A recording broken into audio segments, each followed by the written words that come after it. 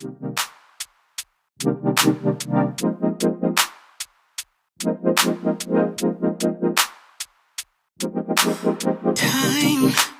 takes a toll on everyone, they say. Time is merciless, it won't wait for us to change. Time, I am stressing out, I can't figure out what to say.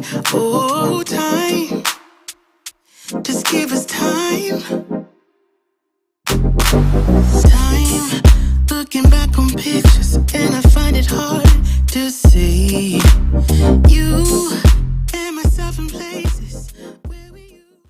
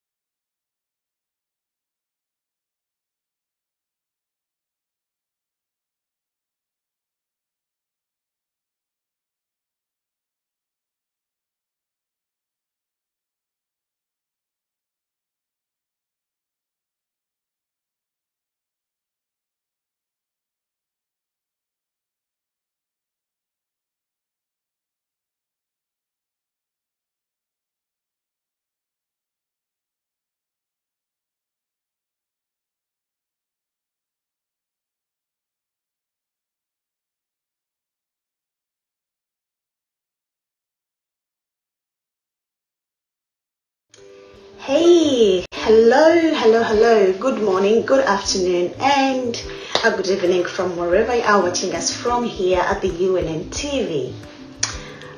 For those of you who are new here, my name is Hanifa, and I'm here yet with another episode of your Right in the Law show here at the UNN TV. I hope you've been keeping well. Yeah, it is very challenging times that we are living in, and I hope you've been keeping safe and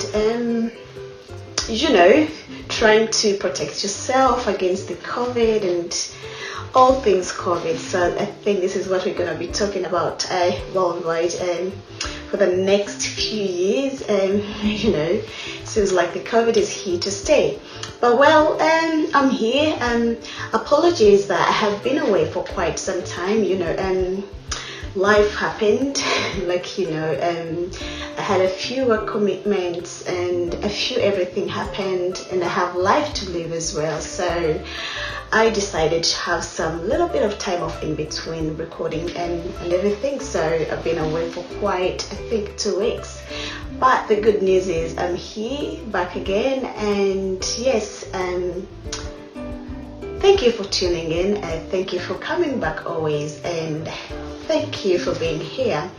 Like we have always said, here at the UNN, we are not the most educated or the most knowledgeable individuals, but we are always here to share the little knowledge, the little skills and everything we have with you guys, and to enable you become an active citizen of Uganda. It is heavily believed that it is only an active citizen, rather an informed citizen, who can be an active citizen, and which is why we are here. Interestingly, much as we're giving you information, we're giving you knowledge and all that kind of thing, we are at the same time learning from you, so which is kind of a two-way kind of process or relationship. Also, on a personal note, I feel like sometimes when I'm talking, I am really talking to you physically. You know how the world has changed. Like it's more like a virtual relationship. So it feels like sometimes it's I am really there speaking to people physically, and I am kind of beginning to get more comfortable with public speaking, which is not my thing, but I try to do. I hope most of us would agree. Speaking on a public medium is not something easy. So, but with learning and having an open mind, like I can learn and do things. So here we are. Yes. So, and I hope what else do I want to say? Yes, so I might be a little bit whispering. I hope I'm not, because my house is kind of full. It's school holiday time this side, so kids around and kind of thing. They're watching a movie, so I don't want them to interact saying what am I doing in there. As soon as how kids are kind of interesting, as soon as they hear you locked away in a certain room, that is when all the questions start coming. Oh, I want this, I want that. And if you hear any noise in the background, yes, I'm a parent, so I have children and I live with some people in my house, so there may be some moving up and down, but luckily I can afford to have a media room or a private room where I can do the teaching, or should I call them the tutorials, or I don't know, where I can be able to reach out to you, which is very good. So as I wait on two more people to log in, we might have a chit chat. And yes, what have I been doing? Yeah, I've been really engrossed with work. As an adult, work gets really, really in the way that we spend most of our adult life working. I'm not complaining. I'm very grateful that amidst the pandemic, I still have a job, full-time employed, which most people do not really have. That was around December last year. I've been cut off work, Christmas, but luckily I had a Christmas. Nothing happened to me. Life kept on going as normal. And the only problem will be I think I didn't go in 72 years. Early January, but yes, that's it. So since then we've been around December last year for Christmas, and hopefully we had a Christmas party, go back to normal work, kind of COVID normal, and we get back into work. So yes, I think that's a little bit of the introduction, and I should say let's just get into what it is they have in store. Of the COVID normal, and we get back into work. So yes, I think that's a little bit of the introduction, and I should say let's just get into what it is they have in store. So, and that finally brings us to today's episode. I have named this episode Democracy I put democracy in quotes in a dictatorship. Wednesday the 15th of September was the International Democracy Day, Democracy Day, where Uganda participated in these activities with a hashtag Democracy Day in Uganda, in UG I should say, and then lots of things were happening where the major activities of this day were carried out by the Civic Space TV or Civic Space something, with one of Uganda's resilient advocates, Miss Sarah Biretti, I think that's the right pronunciation, of Center for Constitutional Governance. It is really important that young people, amidst the scrapping of civic education in Uganda syllabuses, are finding ways and they're engaging in meaningful civic debates. I found this to be really good, and that this center is really doing great work. Though I am very late to the party, yes, I know, And I'll be talking about democracy in a dictatorship with reference to Uganda in particular. A few questions keep hanging every time I must say we read about democracy in Uganda. Questions like, can Uganda have both? That is, a dictator at one side and democracy at the other side, or both all at one time. So we have a dictator and we're having democracy.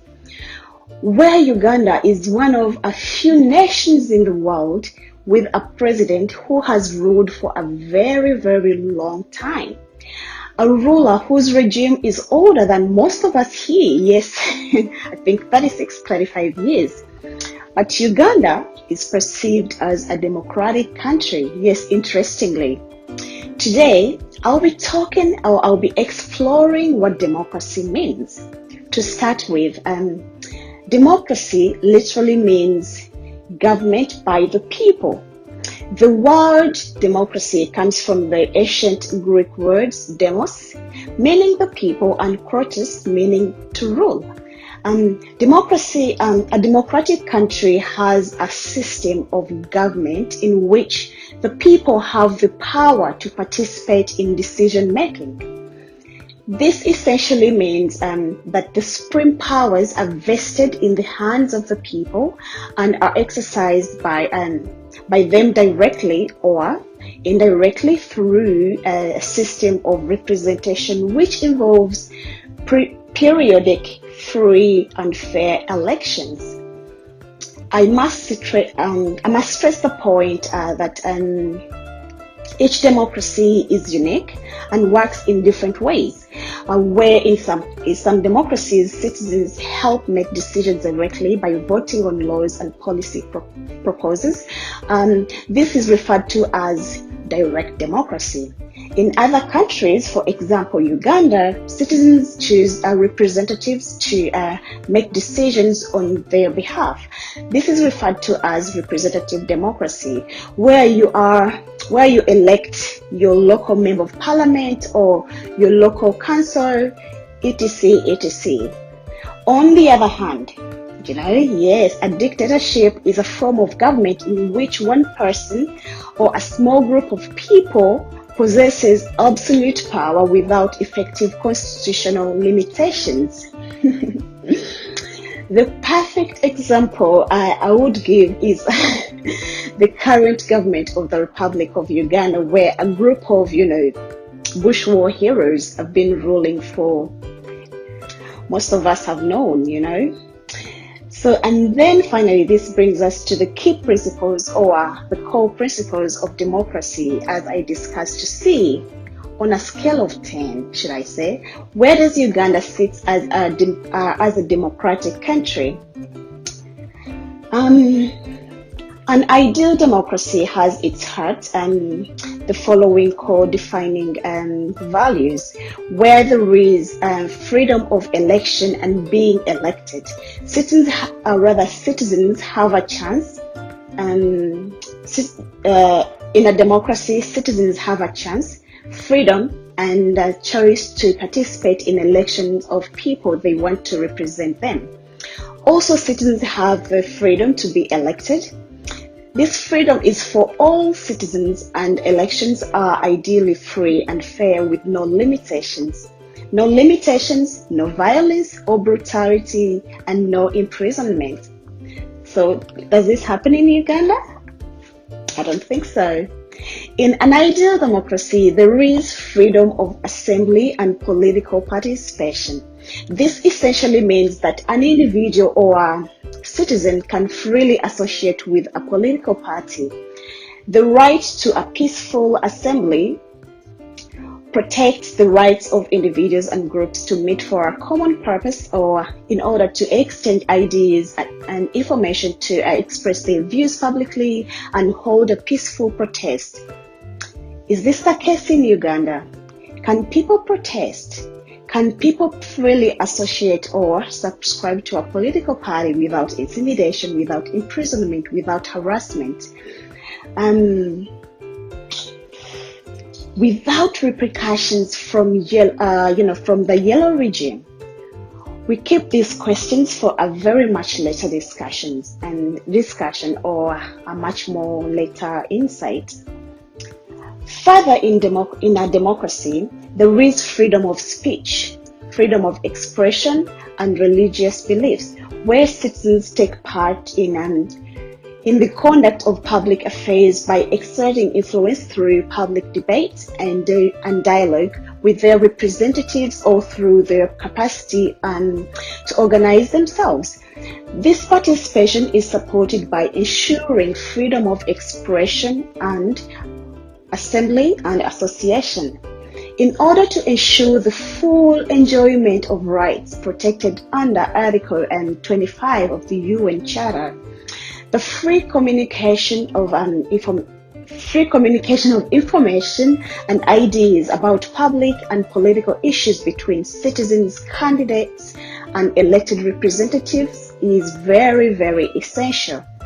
This implies a free press and other medias are able to communicate on public issues without censorship or restraint and to inform the public opinion. Is this the case in Uganda? Have you heard about how media houses are restricted on what they have to say, what they are supposed to report, or they risk their license being stripped off by the government or the regulatory body? The other principle of democracy is the rule of law. Here, the rule of law is that principle that both the government and the citizens know the law and ruled by it. So you have to know the law so that you are ruled by it. This means that the law applies to everyone regardless of their position or status. To make sure everyone knows the law and their rights, laws should be easy to understand and always enforced. So if there is a law, it's understood by a citizen and then it's enforced. Then the last principle of democracy and the other basic human rights, which I have discussed in my previous episodes. So that brings us to the question: what are the benefits of democracy in Uganda? Where Uganda is believed to be a democratic country.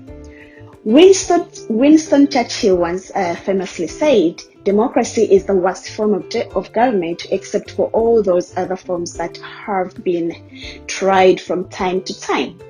Although not perfect, democracy aims to bring most benefits to the most number of people, and these include: there are always ways to resolve, for example, different views and conflicts peacefully.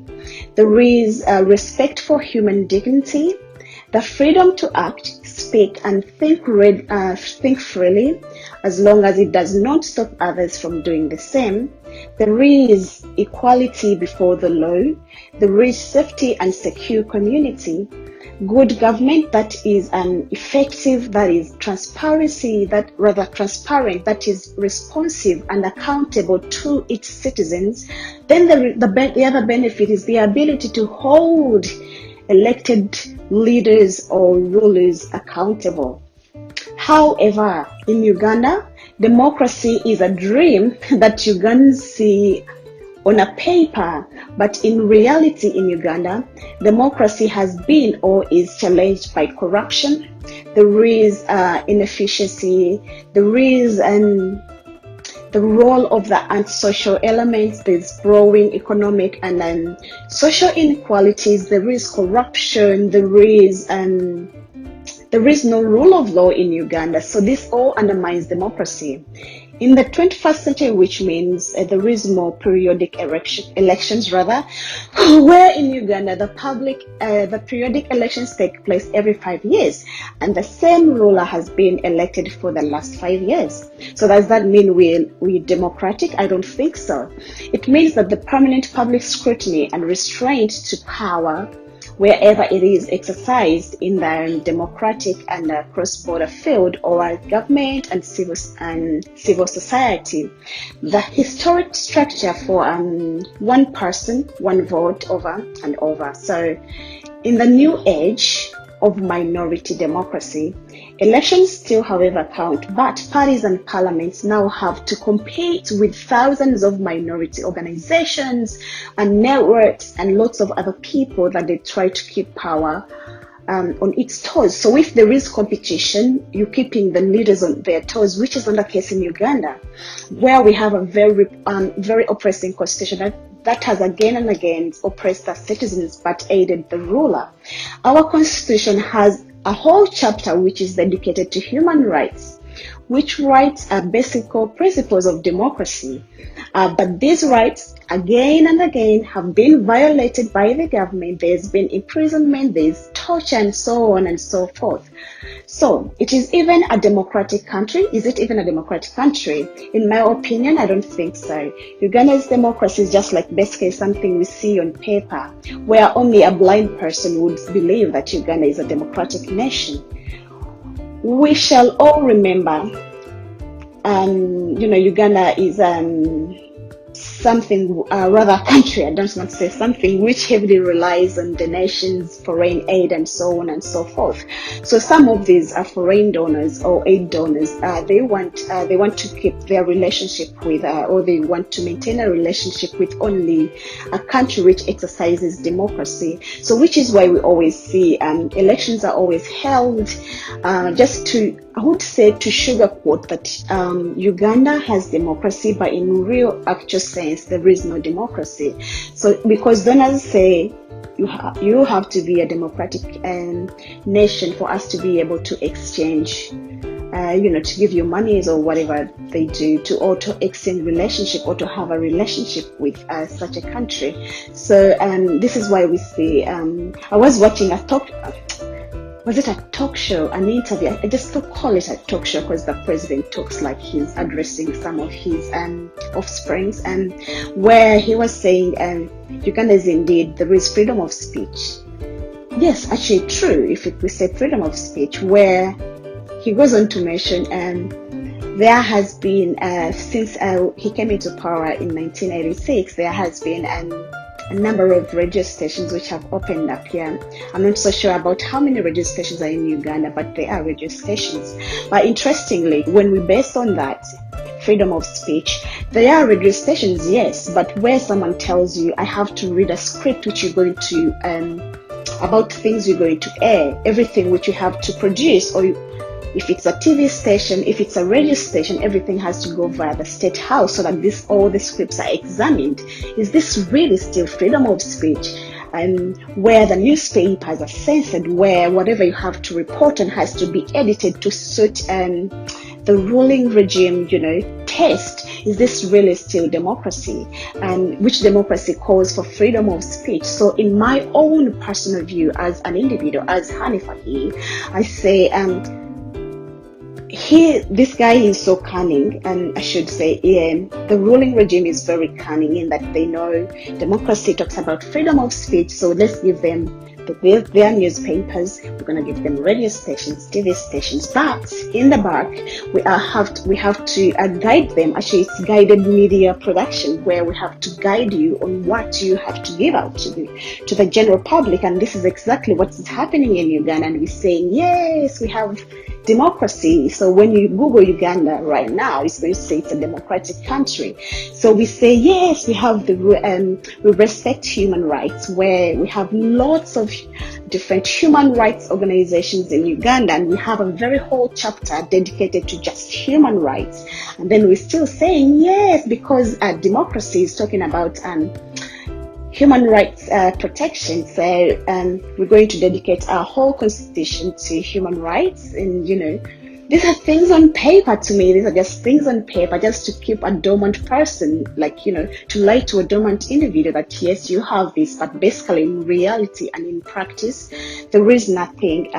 There's no freedoms at all. So where you can't come up and wear your red, blue, whatever, and go and protest, where you cannot really stand up on a medium where and speak your mind, speak what you feel like without being pulled out of the radio station or the TV station by the ruling regime. Is that still democracy?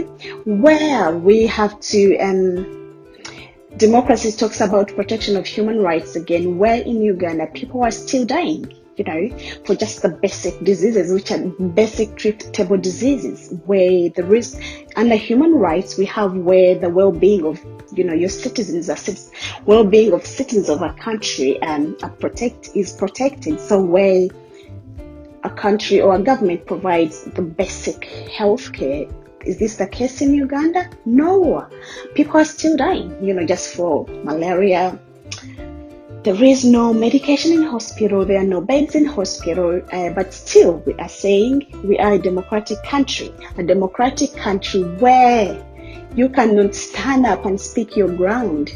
I know someone would say you are speaking, but I'm very far away from Uganda, and I don't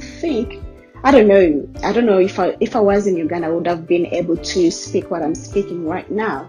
And then when we talk about human rights still, under human rights, education is, a very essential right. In Uganda, tell me right now how many people are able to go to school, or how many people are able to even read and write, how many people have access to education. Interestingly, right now it's coming to 2 years, schools are still closed, and with no hope of these schools being open, and still we're saying, yes, we are indeed a democratic country. Still, as I conclude today, democracy, it is something so that we can get rulers, the current ruler or the current regime is blinding Ugandans with to believe that there is democracy, but indeed, in all instances, I should say, there is nothing like democracy. We are sugarcoating it, so just say it is, and Uganda is a very, very dictator state. In a democracy where someone has stayed, or where someone has been a leader for 36 years, and we're still saying we are very democratic? No, I don't think so. So that brings us to the end of today's episode, where all the democracies we deserve as Ugandans who have suffered for the last 35 years or 36 years would be realized if we went through a very federal system of government, which leads me to say, if you haven't yet sent in through your form to ufcc@unn.com.au to view out your views, or rather air out your views, or give us your knowledge, expertise on what you feel about a federal, please do so. Until we catch again. Oh, also before I go, you can drop your comments in the comment sections below, or you can give me feedback at hello@unn.com. I always try to answer back, and thank you for always being here. Thank you for always coming to watch. I'll try to keep up and with the demand, trying to frequently be here every Sunday if life doesn't get in my way. Thank you very much. Until next time, inshallah. See ya. Bye.